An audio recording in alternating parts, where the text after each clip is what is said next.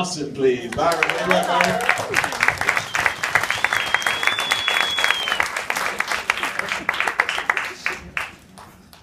hello, everyone. Hello.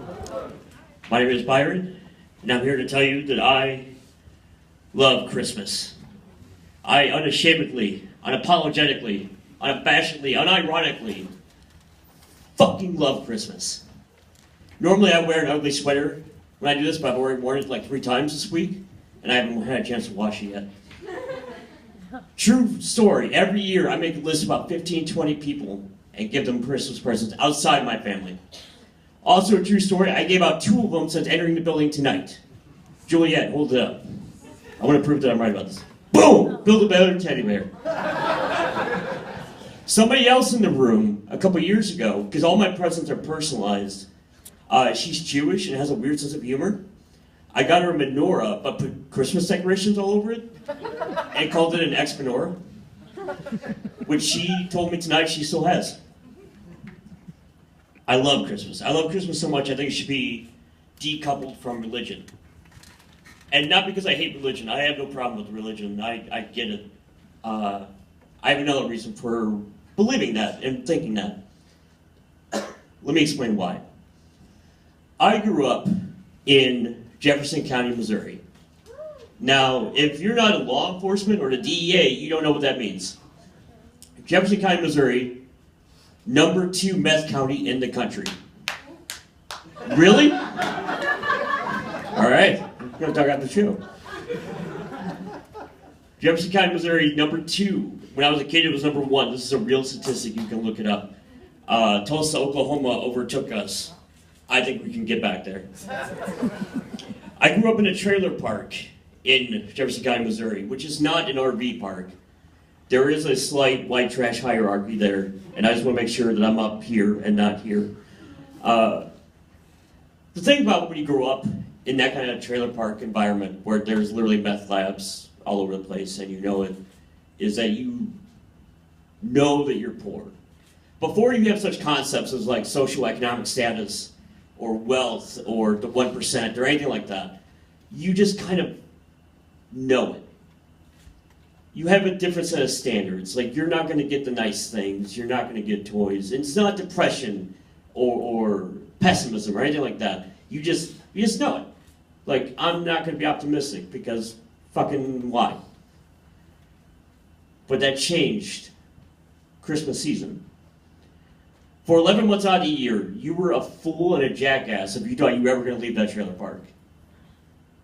But for 30 days, for that month of December, you could be optimistic and you weren't a jackass or a fool or anything like that.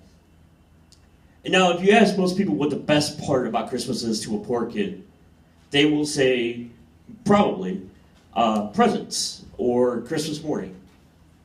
I understand that. That's perfectly reasonable to think. It is also wrong.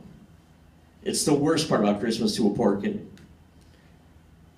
The best part about Christmas, for me anyway, was the Sunday after Thanksgiving. My dad would come home Sunday morning. He'd have a box of donuts. On top of the box of donuts, he would have the St. Louis Post-Dispatch. My brothers and I, we would race towards this thing. Keep in mind, this is before the internet. We would tear that thing apart looking for ads. And the one ad we were looking for every year was the Toys R Us year-end toy spectacular whatever fucking catalog. Thing was legitimately a quarter, half-inch thick. My parents told us, we want you to make lists, but we also want you to go through all these ads, and we want you to circle what you want, so we make sure we know the right thing. And when you start circling presents, this amazing thing would happen. We would start circling presents, and stuff that, like, in June or July, I'm not going to get this shit. All of a sudden, you would start convincing yourself that you were going to get it. So, like, you know, most of the time, I'm not going to get light-up shoes or a Trapper Keeper or a Ninja Turtle figure. It was the 90s, I should point that out.